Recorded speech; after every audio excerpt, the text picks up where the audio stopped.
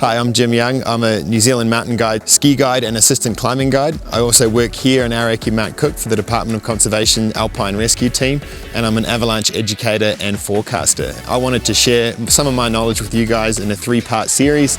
I hope you guys enjoy and I hope you learn something.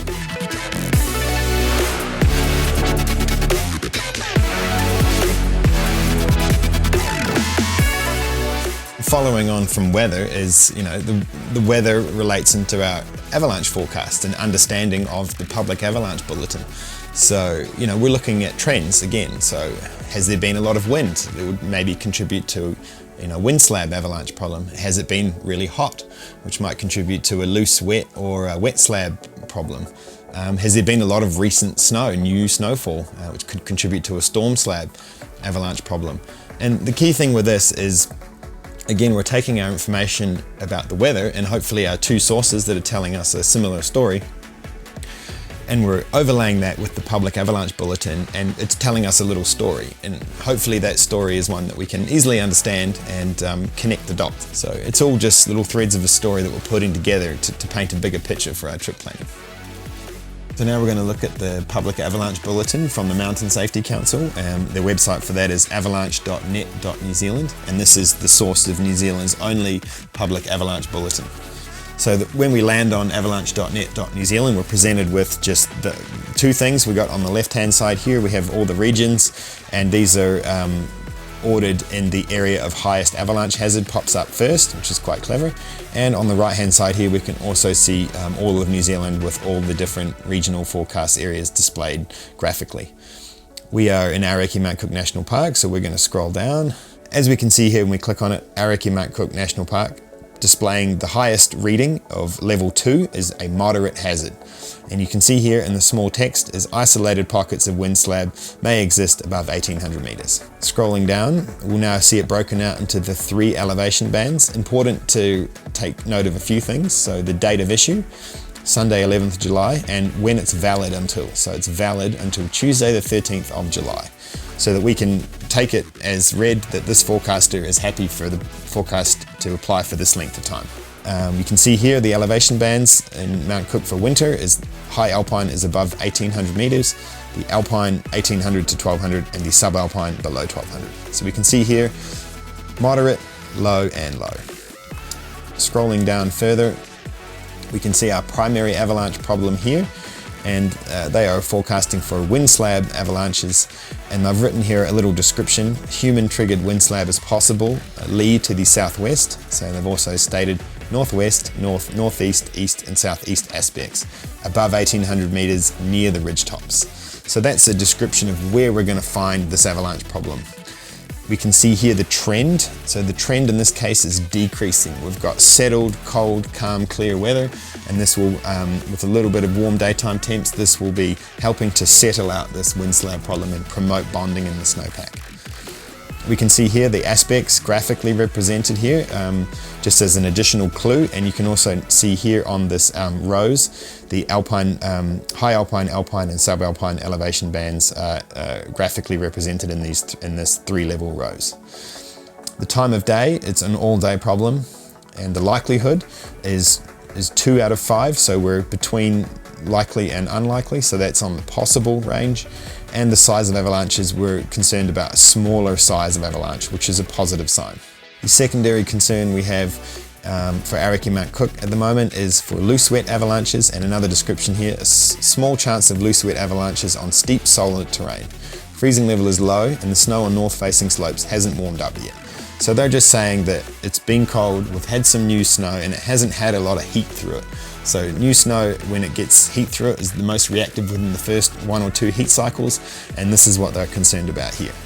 And you can see here the trend is remaining the same at no change, and they're concerned graphically on northwest, north and northeast aspects in the high alpine and alpine elevation bands. Time of day between 10 a.m. and 3, I dare say that's meant to say 3 p.m. So they're worried about the middle hot part of the day, and they're saying it's reasonably unlikely and small avalanches. The last thing on our bulletin here, last 3 things, is a little synopsis about recent avalanche activity. So we can see here that there was avalanches, storm slab avalanches up to size 3 on east and southeast aspects between 2,400 and 1,700 meters. And this was during and or after the storm on the 6th or 7th of July. So that's the most recent significant avalanche activity. Most of the steep slopes in the southern Gammock Range, which is a common heli-ski area for Araki Mount Cook, have released, and there's a 400 meter wide crown wall spotted on the west side of Dallabesh Ridge as well, and that was likely from a helicopter pilot. So there's been a significant avalanche cycle, but the date of that 7th of July, we're looking at 4 or 5 days ago, so things have settled out in that time. Current snowpack conditions, this is a nice little synopsis here. Really take your time to read this. This is the forecasters' understanding of the snow and the snowpack that they've seen out in their travels. In this case, they're saying a metre of new snow at Tasman Saddle and then tapering to 50 centimetres and 40 centimetres as we travel east away from the main divide. And they're talking a lot about what the southwest gale has done, about transporting snow, and talking about some crust that exists within the snowpack. They've also just captured the mountain weather, which we've already read, and they've got it from Met Service. And then they've also got an additional hazard here, and this goes into our trip planning as of a sliding hazard. So they're saying that there's potentially some slick, firm conditions on west-facing terrain at or below 1,700 meters. And that's probably from the wind has stripped all the new snow away back to a hard rain layer, and that's going to be quite icy. And they've made a comment here, take crampons and ice axe if you're heading above the snow line. So that's a really good tip from the Mountain Safety Council about what extra equipment we might want to take.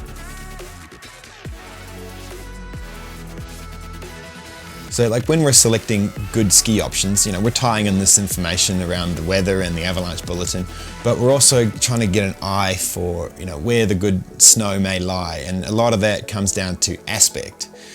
The other key part of that is the altitude, so south facing high altitude terrain, is typically really shady and cold, maybe possibly drier snow, but it may also have more of a lingering avalanche problem, say a wind slab or some such issue in that cold shady terrain versus flipping it around onto the north side in New Zealand.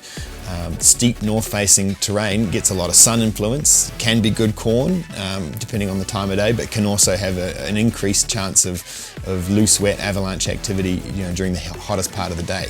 So yeah, it's important that we're building the picture of where's the good skiing and trying to link it all up so that our travel times in the hills are appropriate. So we set ourselves a good objective at the start of the day, fits within the amount of time and the daylight hours that we have, and within the ability of the group.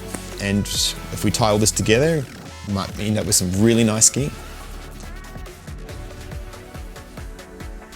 Now we've painted a bit of a picture, we've looked at all our variables of the weather and the avalanche hazard, and we've picked some good terrain that we'd like to go and ski, and that's going to influence then our equipment we take, and also it depends of trip length too. So for example, an easy one is if it's glaciated versus non-glaciated.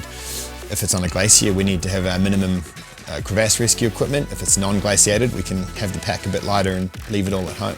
How far are we from the car or from a base or a road? That might impact how much emergency equipment we carry. The more remote we are, the more self-sufficient we need to be. Versus, back of a ski hill, we can probably go reasonably lightweight compared to up the head of the Tasman Glacier, for example. The other thing with equipment is factoring in the time of year, really important. So for example, springtime, when things are more melt freeze in the mornings, we would have a higher consideration of taking things like an ice axe and crampons and ski crampons versus early winter when it's really cold and dry. We may be able to leave those items at home, but key part of your plan is looking at where you might encounter things like hard travel conditions and making sure we have the equipment to deal with those. So another really key part of trip planning is tying in emergency planning and our intentions as a part of it.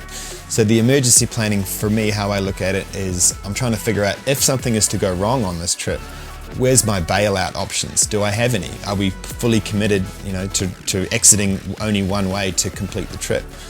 If conditions aren't what we expect, do we have an option to drop to valley floor or to bypass a summit or to bypass a col or a pass to have success on our mission? Intentions, really important part. Tell someone where you're going. You're able to leave those intentions with the Department of Conservation. You can also tell your friend, tell your mum, tell your dad. Leave a good detailed intention of what date you're going to be out, what to do if the person you've left them with hasn't heard from you, who they should call, where your car is, where your car keys are in your car, and the places you could be if you've got stuck, and showing someone on a map. It's all very important. So that way, if things get derailed, that you've got someone else with the knowledge who's not in the mountains who can act and back you up in the case of an emergency.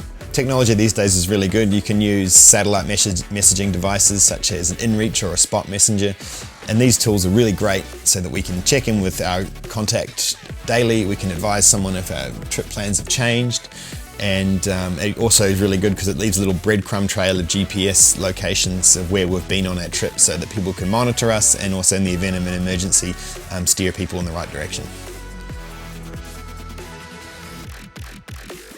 So last but not least, it's a great idea to make sure that we're matching the trip with the group and the group with the trip. So, key thing in decision making in terrain and in the mountains is having a good, healthy, open communication channels with every member in your group. We want to set ourselves, realistic goals. We want to check in with every member of the group, make sure this fits within everyone's objectives and desires. And just as a constant thing, just keep rechecking in as we're running a trip just to make sure that everyone's happy and on the same page. We want everyone to feel comfortable to raise any concerns that they have about the trip or any ideas they might have, and process them in a team manner. So this way we have the best outcomes for the whole group.